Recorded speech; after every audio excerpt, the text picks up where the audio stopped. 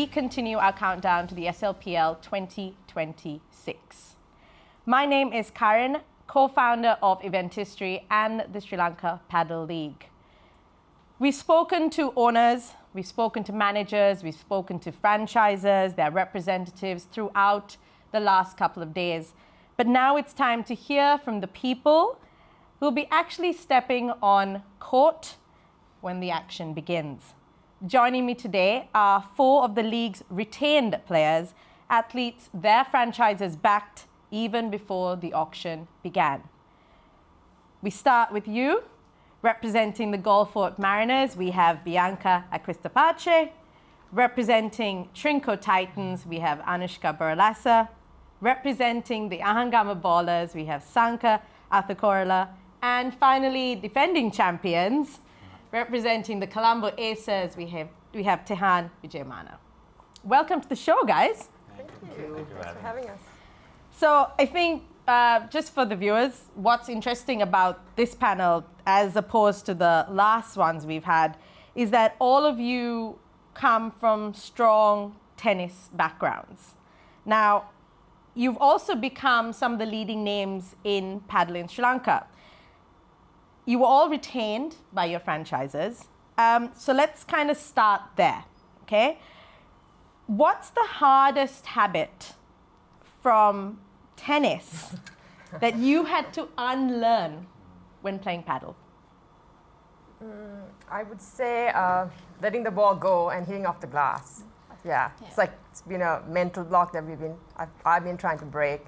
I think finally, I'm doing less of letting it, trying to hit it before it hits the glass. So definitely letting the ball go. Yeah. I would also add, the urge to hit the ball hard. I think initially all the tennis players started volleying hard and sort of smashing hard, and that was okay in the start. But I think now, players have sort of picked up on that, especially some of the players who have played purely paddle. So I think unlearning or just learning to hit the ball slow, really, I think is tough. Anything else that you feel like you've... I think that's it. Unlearning it? Well, that once the ball goes past you doesn't mean the point's over. And I think that's something that when we now see new tennis players coming into paddle, they kind of, that mental block, that wall is there, the ball goes past them and they sort of, it's like, go! And you just keep swimming because it's coming back. We're still telling ourselves the same thing. So I think that's the big thing of just when it's past you doesn't mean the point's over. And that's what makes it so much fun as well. So. Yeah.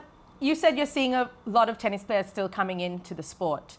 If you see a tennis player trying their hand at paddle, what's the one thing you tell them before stepping on the court? I would say unlearn everything. No, I'm joking. Almost. Forget everything. I would say there is a lot of time, not like tennis or any other sports. You have a lot of time, but the problem is we rush into the shot. So I would say take your time and patience. Have more patience. Yeah. Okay. What's one thing about paddle that surprised you when you first started? So fun. Sorry, I'd love it. It's just fun. And I think it's super social as well and addictive. Yeah. Yeah. I have to agree with that. Yeah. I think it's just the range. You can play it for just for fun, and I think and now we've seen how competitive we can get as well with the league and how fast that's come up and how many tournaments we have during a year. So I think just the fact that it's so addictive, but it can also be so competitive, I think is really cool about paddle. And I think that's why it's grown so much. And I think the standards can play together much more easily than tennis. Right. I could never play tennis with my husband, but I can play paddle with him, which is fun. So I think it becomes more social because you're not... It allows different levels. Yeah, and you get to meet a lot more people, and I've found that. I've had the opportunity to meet a lot of people. I mean, it is one of the fastest growing sports, right? And for that reason, it's even read a study that's even surpassing golf as being the sport for networking because of that. Too. Yeah. Okay. All 4 of you are the retained players. I mean, there's 4 more, but you 4 are half of them. What does it mean when a franchise puts that much faith in you as before you've even gone into an auction? They've said you're the person that we're going to earmark for our team. Firstly, let's do this in order because I think all the four of you have opinions. Different opinions, yeah, maybe. I just wanted to quickly add that I'm so glad that we have this retained player thing going, because I think, watching cricket growing up, seeing, the IPL or some of the other leagues that watch retained players, I think it's really cool that I'm a part of a sport that sort of has this system, because in tennis, we never had like this, competitions where you can be retained and sort of spend the year with, a franchise. So, but aside from that, I think there is pressure. I think that comes with being retained. But again, it's really cool that you can spend your time planning with owners, with think tank members, and getting ready, like recruiting other players. I think that aspect of it is really cool. Just outside of the playing for me. Do you feel like, for example, Colombo Aces, do you feel like they went into an auction or their strategy was around you? I wouldn't. Not completely. I think a small part of it could be, and I think it changes from franchise to franchise depending on what player you retain. But yes, I think that just being a part of the plan and sort of see how, and again, that does mean pressure, because they're sort of talking with you and sort of trying to include you in sort of future and sort of telling you the future expectations they have. Which so I think, I think that they. That it is really fun to be retained, and I think it's a cool concept. Yeah. Bianca? Yeah, well, it's confidence building, I guess, that they were happy with your contribution the previous year. So that makes you feel good, and then you obviously know the owners and you sort of know how they operate. So that's sort of a little bit easier going in than maybe going to another team. I wouldn't know, but I think that, like Tahan said, it does include you a little bit in the conversation about, maybe some strategy or what they're looking at. And I think, I don't know if you could talk to this as well, but there was not a lot of female players. So it made the auction interesting, because it meant that the money that was necessarily going to be spent on another female player was kind of kept in the kitty. So then that dynamic kind of changes.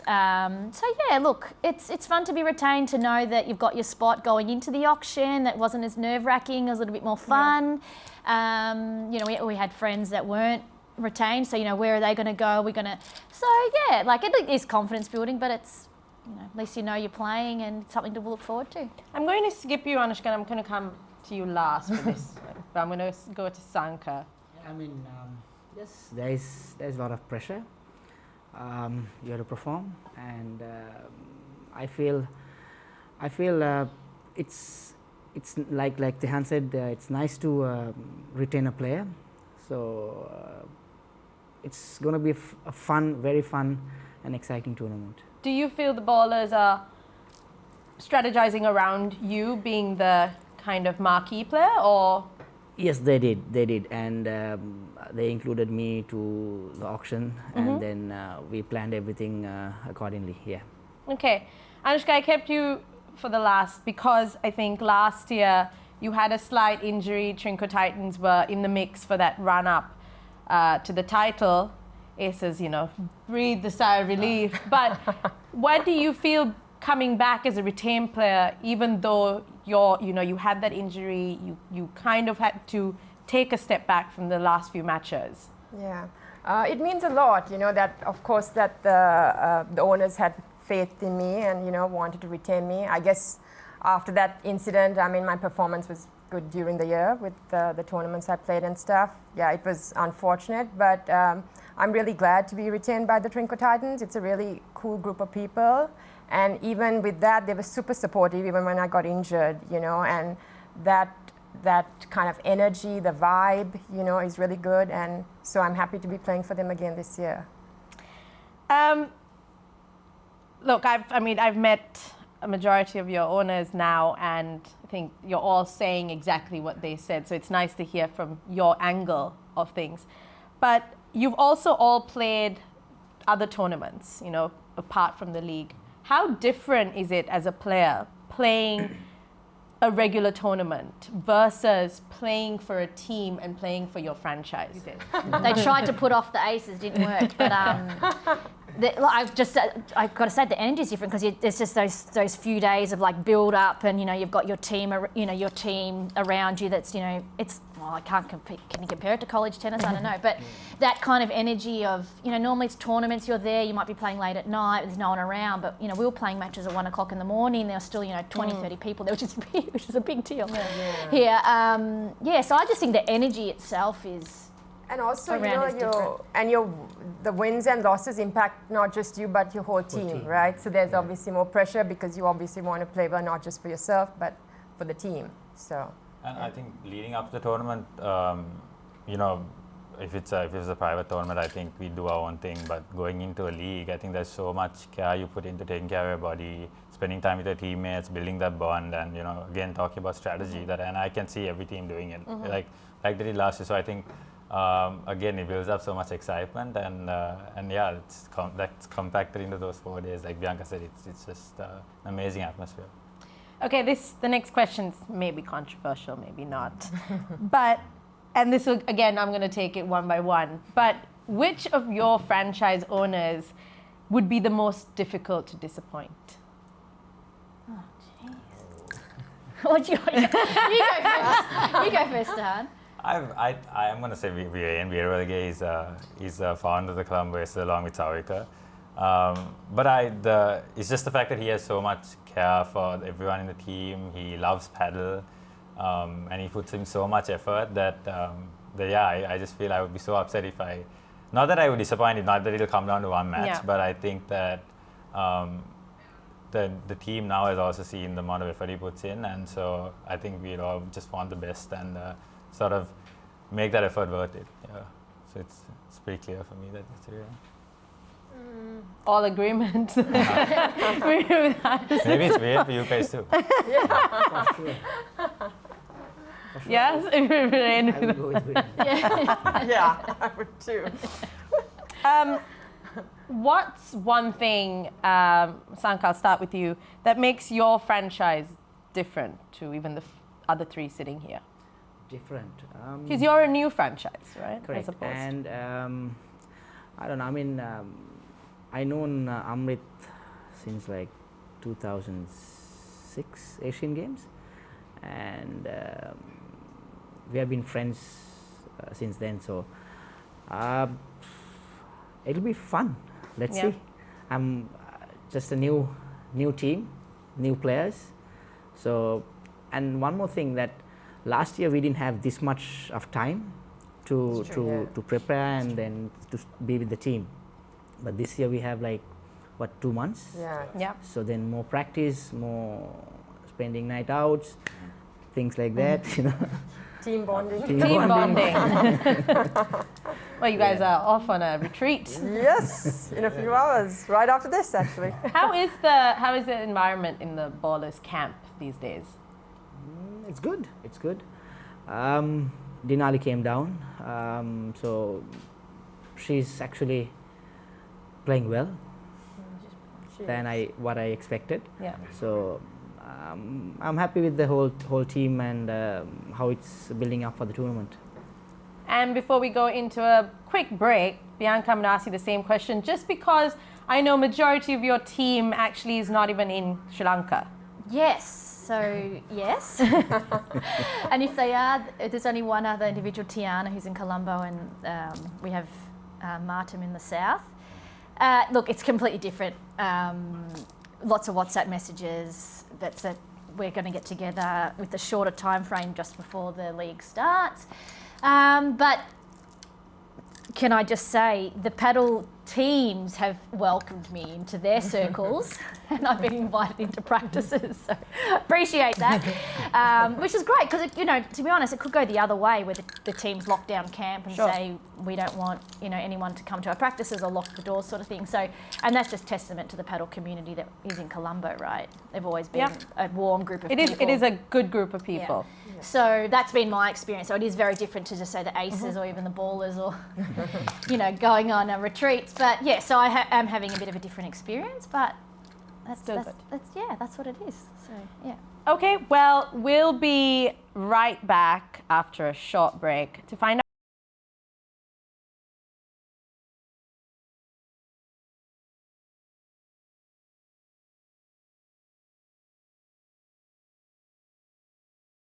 and welcome back to Enter the Arena, the studio sessions. We were having a very animated chat just before we took that break.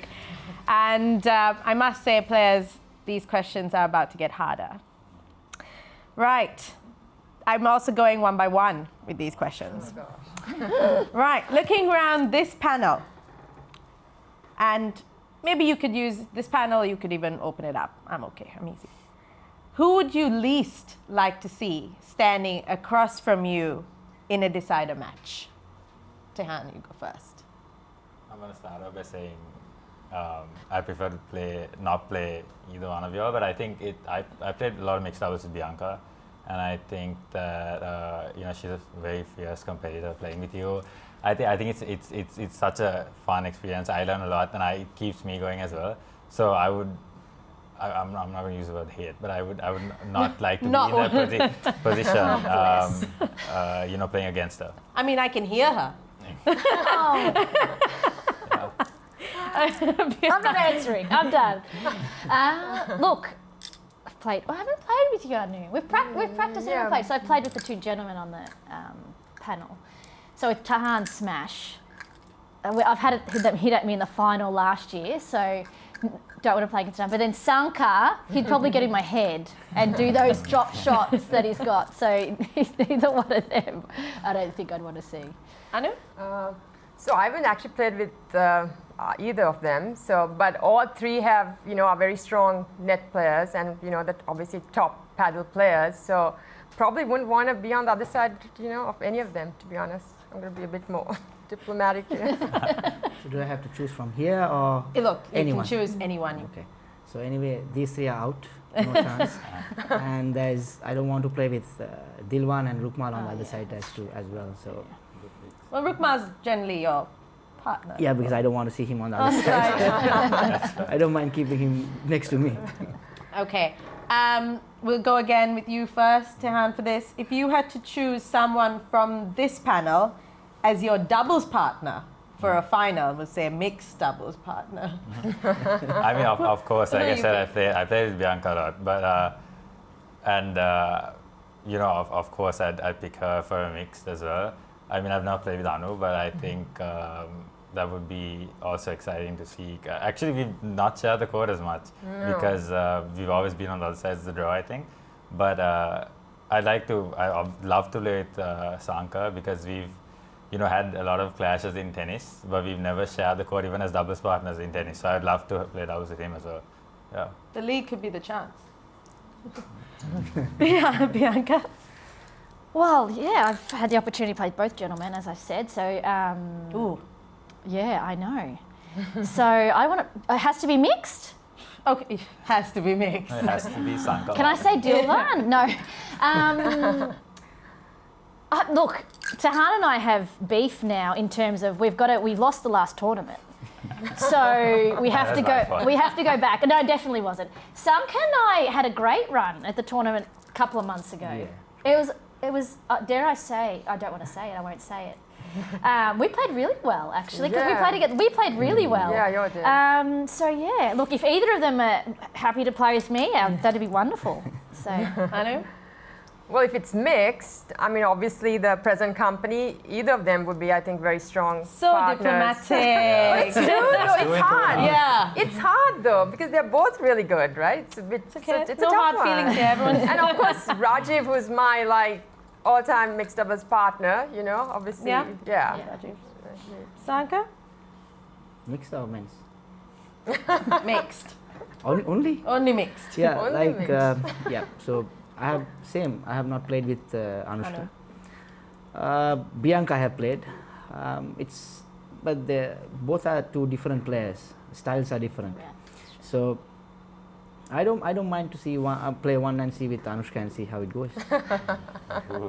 We did play the slam together. Yes, we did we once. did. Yes. Yeah. Slam. That's the only time. Yeah, maybe just a slam. Just mix Yeah, that's the only everyone time up. we Yeah. can get mixed up. yeah, Otherwise which is we can't. fun, actually. Yeah. Enough of that. Okay, I'm going to open this up to everyone here. Who handles pressure better when the match gets tight, men or women? Men or women? Men or women?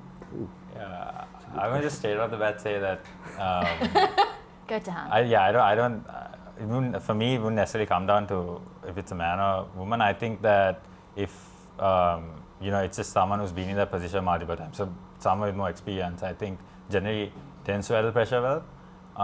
So I think it would just come down to how many times he or she has been in that position and Taking that diplomatic approach. Yes, we like it. Well, I think if we go back in time to one of the original questions about the tennis background, I dare say we've probably got a little bit of that experience. Pressure. We've played tennis matches, so we've brought that.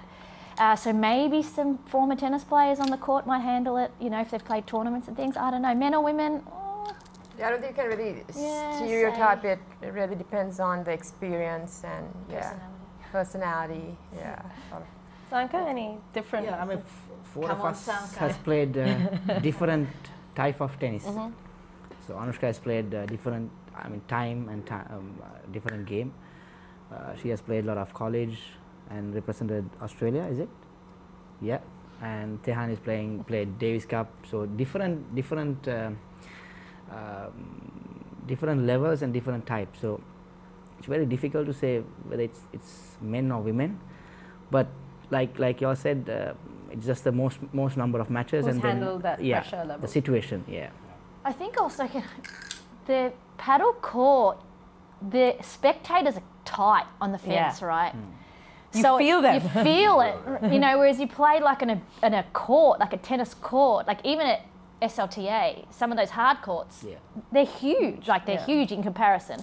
So you don't actually, it's sort of just you and then, but then you go into this league and you've got the teams that are on the fences and then that either G's you up or makes you more nervous. So I think maybe, being retained players, we've played already, maybe that'll work in our advantage because we've sort of experienced it before. I don't know. Honestly, that made me think of something. Maybe it's just the best pairing as well because it's only doubles, right? Keep each other calm. Yeah, so it may be like the pair that's played the most matches together or the best chemistry, exactly. Yeah. Do you feel like you're taking this experience into your team and kind of giving the players who've maybe not played as much, those pressure situations?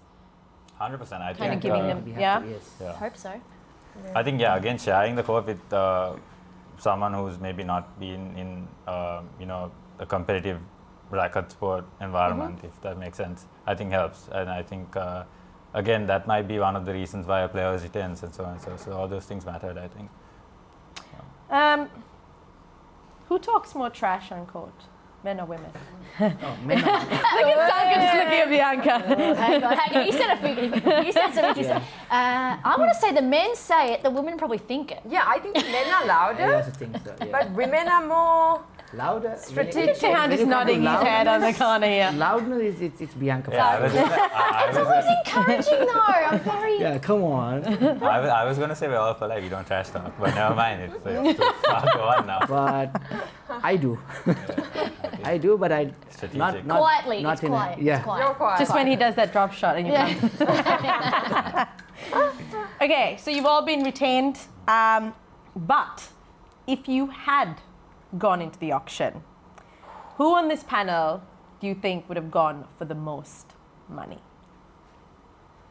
I would say It's got to be. It's got to be. I would say It's got to be one a of our, lady. It had to be. It would be the ladies, right? Statistically, it has to have been a Yeah. lady.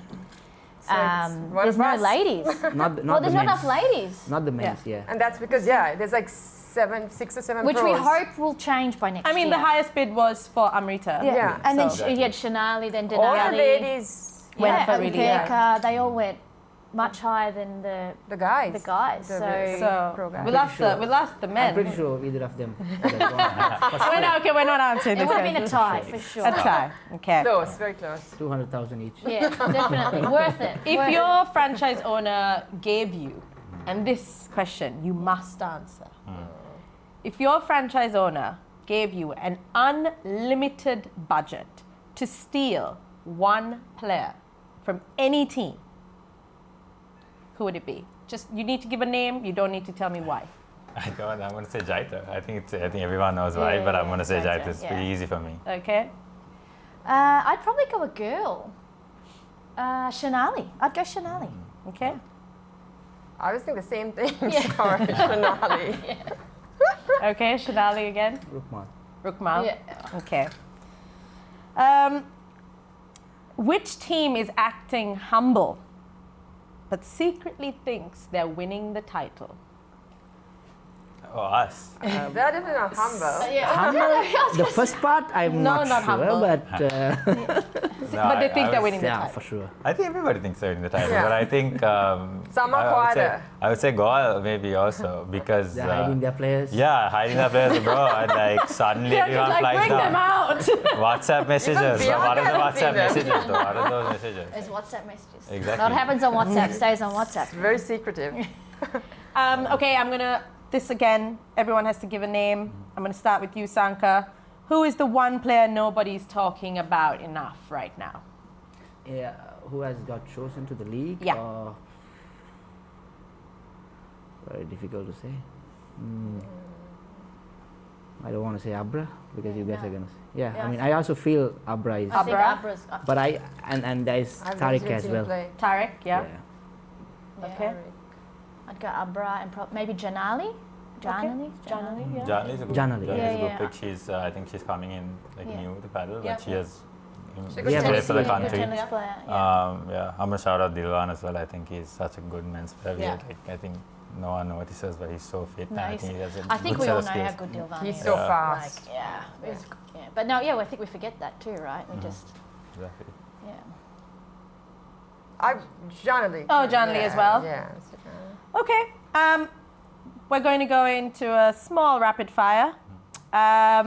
Again, one by one. Toughest player you've played against in Sri Lanka in paddle? Sanka. Sanka?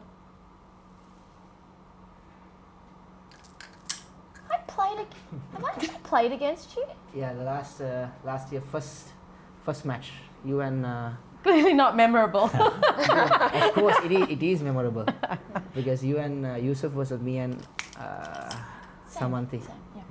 Yeah. Look, the final of last year's league against Tahan is probably the toughest match I've played. So I'm going to go with Tahan. Okay, Yeah. Anushka? I guess this past tournament, the mixed doubles against Nastia, who's like ranked 125 in the world, I would say that was a really tough, yeah. tough match, yeah. Dilwan and Tehan for sure. Yeah. That Yeah, it's duo, a really tough match. It was probably the best match. I've And so played. fun watching you guys, Yeah, right? that was probably one Yeah. of the best matches I've Really ever good, watched. yeah, not paddle. fun, not fun playing. Entertaining though. It entertained us, Sanka. One word to describe SLPL 2026. Fire. Explosive. Excited. Epic. Title favorites. Us. Us. For sure ballers, yes. Yeah, Colombo, for sure. Yeah. Well, we've learned a few things today. The women, they say they don't talk trash. Nobody wants to face certain players on match point. And apparently everybody thinks that their franchise is winning the title. Thank you, Tehan. Thank you, Sanka. Thank you, Bianca. Thank you, Anushka, for joining us today and giving us a little insight into the player side of this league. The Sri Lanka Paddle League returns from the 18th to the 21st at Paddle House CRNFC, where these 4 retained stars will be looking to lead their franchises into glory. You can catch all the action live on Pure Sports, and you can catch me courtside.